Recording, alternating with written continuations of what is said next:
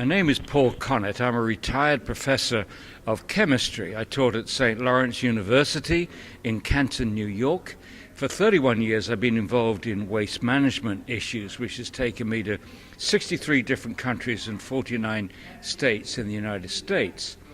And then in 1996, my wife got me involved with fluoridation. And I didn't want it because, as you probably know, Jason, the people opposed to fluoridation are characterized as Looney Tunes in the United States. In any country that fluoridates has this way of trying to get people away from the literature by insulting them, calling them names, you name it. I think most people are familiar with that. Anyway, I was persuaded to read the literature and I was shocked. I was shocked to find that fluoride, whilst we, as chemists, I'm a professional chemist, whilst we perceive fluorine as the most reactive element in the periodic table, fluoride for us is a pretty benign substance from a chemical reactivity. Fluorine is very reactive. Fluoride is unreactive chemically, but it's very active biologically, very active indeed. And then the second fact that I found was that the level of fluoride in mother's milk is extremely low. In other words, nature determined for some reason to keep fluoride away from the newborn baby. And part of when you look at that, the reason is pretty obvious. It's very active biologically. It interferes with enzymes and G proteins and all kinds of things in the body. It's reasonable to keep it away from the body. When you look further, you don't find any chemical process in the body that needs fluoride. You don't find one biological molecule that has fluoride in its structure. And it turns out, as far as tooth decay is concerned, the reaction with the tooth is topical. It's an inorganic reaction. Fluoride reacts with the chemicals which make up the bone. And for the dentists, they think that hardening the enamel in this way strengthens the teeth. So then, of course, I started to look at the whole practice, and I think it's the silliest thing that we've done ever in public health. You shouldn't add any chemical to the water which is to treat people. You see, we add lots of chemicals to the water to purify the water, make the water palatable to drink. But this is the only chemical that we add to the water to treat people. We've never done it with anything else. Even though we've got some crazy people suggesting putting lithium in the water and statins in the water, for 70 years they've resisted that. And the only chemical that we add to the water to treat people is fluoride. And why is that such a silly idea? One, once you put it in the water, you can't control the dose, and that's a no-no. Once you put it into the water, it goes to everybody. Babies, elderly people, sick people, people with poor nutrition, people with poor thyroid function, people with low iodine, you name it. It goes to everybody indiscriminately. And if you suggest to a pharmacist that there's any drug out there that you can give to the whole population, regardless of dose, they'll just laugh at you. It defies all the principles of pharmacology. And lastly, of course, it defies a really important principle in medicine, and that is it forces medicine on people without their informed consent. And that is probably the number one argument against fluoridation, as far as most people are concerned. Governments have no right to force medicine on people. When a community fluoridates, then they're doing to everyone what a doctor can do to no one. A doctor cannot force you to take a medicine. It's got to give you informed consent. If they don't, they could lose their license. So that's how I got involved, and it's been 21 years. In the process, with two other wonderful professors, I wrote this book, The Case Against Fluoride, which is really the case against fluoridation. And those two other professors, James Beck, MD, PhD, a biophysicist from Calgary, and Spedding Micklem, a biologist from Edinburgh. He got his PhD or equivalent at Oxford University. So we have a retired professor of physics, retired professor of chemistry, and a retired professor of biology got together to write this book. And those two others have really made the book, to me, very powerful, because they absolutely insisted from the beginning that we had to understate, not overstate, not exaggerate in any way, and that everything that we said had to be documented. If we couldn't document it, you don't put it in. And I thought that this would raise the level of debate, that they would agree, maybe the proponents would agree with some things, disagree with others, and we would refine that debate. But that hasn't happened. For 6 years, it's essentially been ignored by the promoters. They even claim that I only talk about this book because I want to make money, which is total nonsense. I don't make any money out of it. And even though we have 80 pages of references backing up everything that we say, they still claim that the opponents of fluoridation are unscientific, use junk science, and so on. So perhaps you want to know now about some of the science which makes this practice even worse than the general principles I mentioned. You shouldn't use the water supply to deliver medication, but if you're going to put any medicine in the water to treat people, this is not the one to do. And when I use the word medicine, by the way, if you look to any dictionary for what is a medicine or what is medication, medication is defined by its purpose. A medicine is something which is used to prevent, mitigate, or stop a disease, treat a disease. That's its purpose. Whether it works or not is beside the point. If the purpose of taking a substance is to prevent, mitigate, or prevent a disease, then it is a medicine. So it's sheer nonsense when the promoters try to argue that this is not a medicine, that this is a mineral. Well, of course, it is a mineral. Arsenic's a mineral, and just because a mineral occurs naturally does not mean that it is safe. And as far as the occurrence of fluoride is concerned, its occurrence is a function of geology. If you've got fluoride in your water, it's a function of whether that water has gone through rocks which contain fluoride. That's a geological phenomena, and it's important to remember that geology came before biology, came before chemical evolution, biological evolution. And as I said, nature has given its verdict as far as the safety of fluoride for babies are concerned. It's very, very low.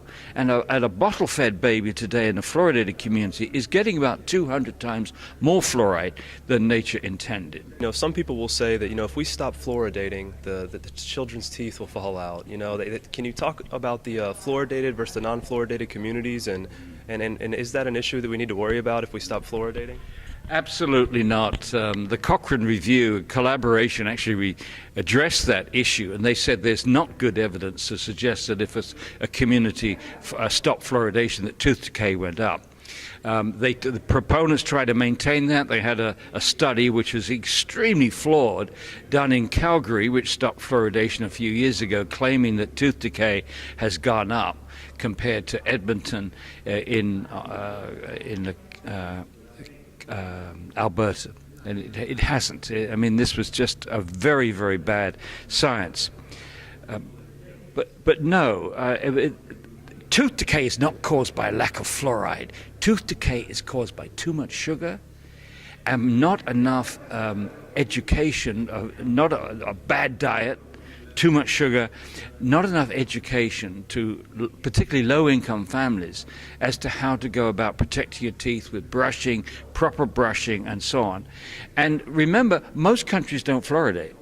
The vast majority, 97% of Europe does not fluoridate.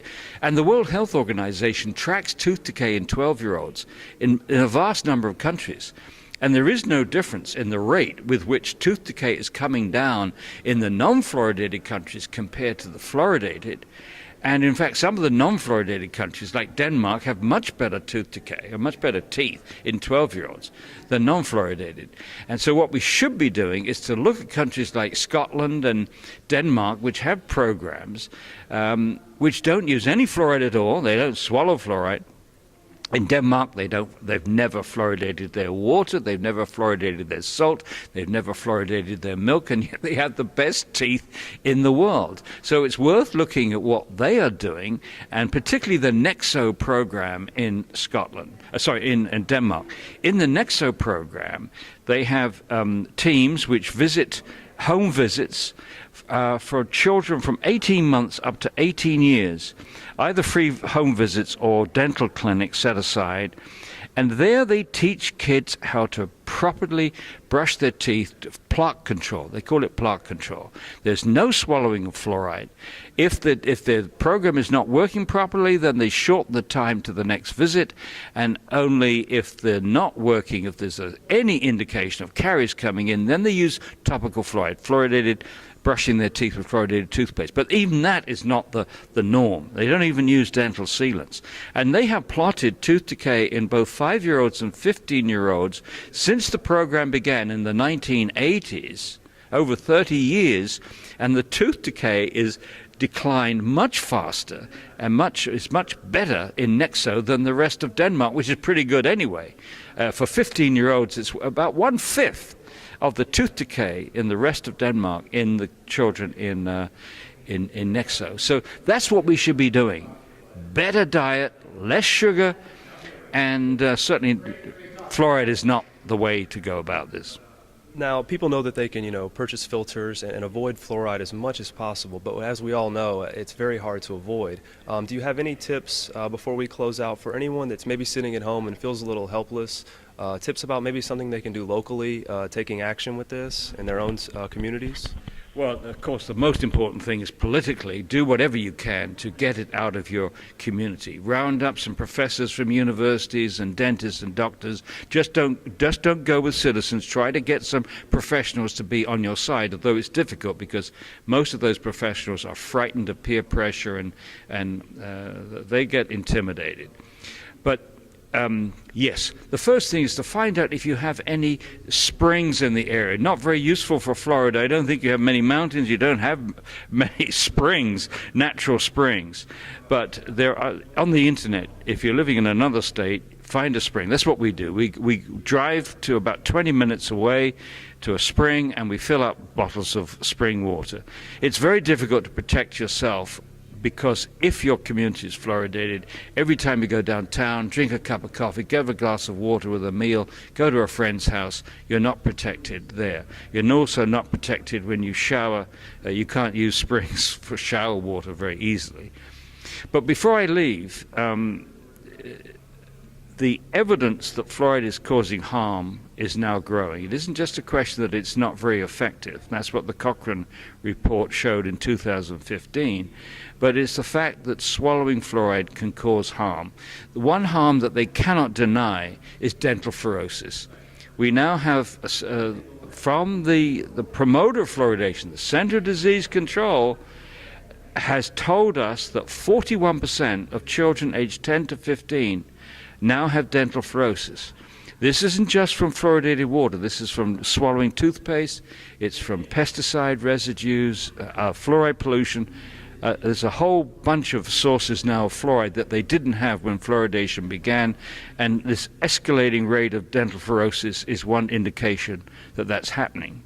But the faith, the religious side of fluoridation is the faith that the only thing that fluoride can cause is dental fluorosis. It's a faith because even without reading the literature, they say quite categorically, fluoride you'll never show that fluoride causes harm. How can you say that? You've got to entertain the notion that an ugly fact can destroy a beautiful hypothesis. The hypothesis is swallowing fluoride reduces tooth decay without causing any harm. Now the ugly facts are coming through. We know that fluoride damages the teeth. We know that fluoride damages the bone. It probably is implicated in arthritis.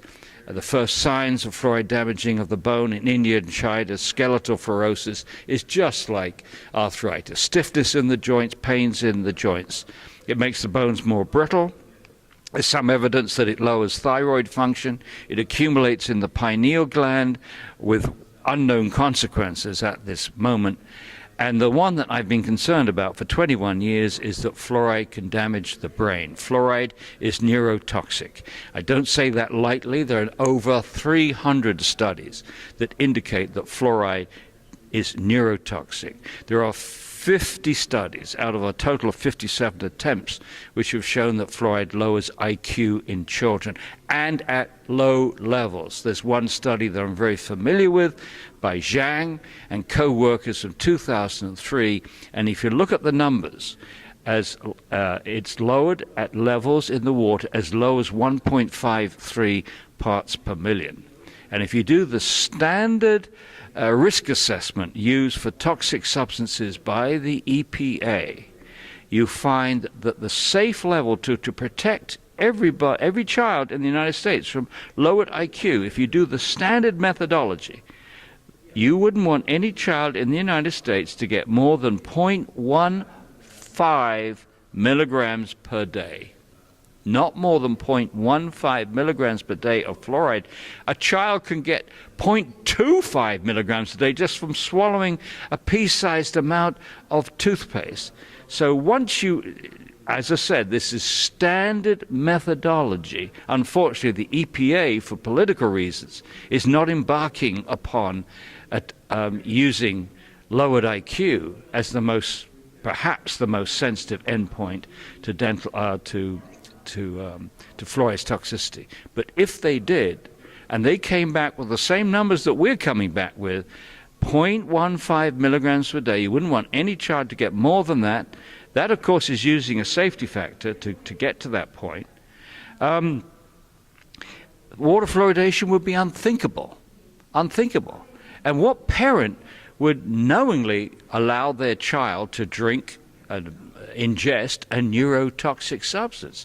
Think of all the millions of dollars that we're spending in this country on preventing children getting lead in their water. And why? Why are we doing that? Because lead is neurotoxic. So how on earth can you stand by, the same agency stand by, and allow us to add another neurotoxic substance deliberately to the water? This is insane. This is absolutely insane. And I urge you to get as many people in your community to help stop this as soon as you possibly can. But for this you need information. You've got to get this information.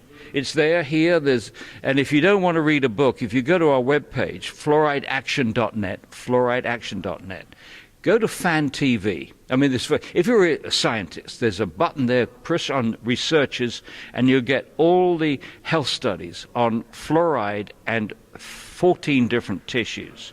Very easy to use. But if you're not a scientist and you're not interested in all this scientific evidence, then go to Fan TV and you'll see a list of videos which will help to educate you and the people that you're trying to reach. And one of them in particular, which I like, is professional perspectives on water fluoridation.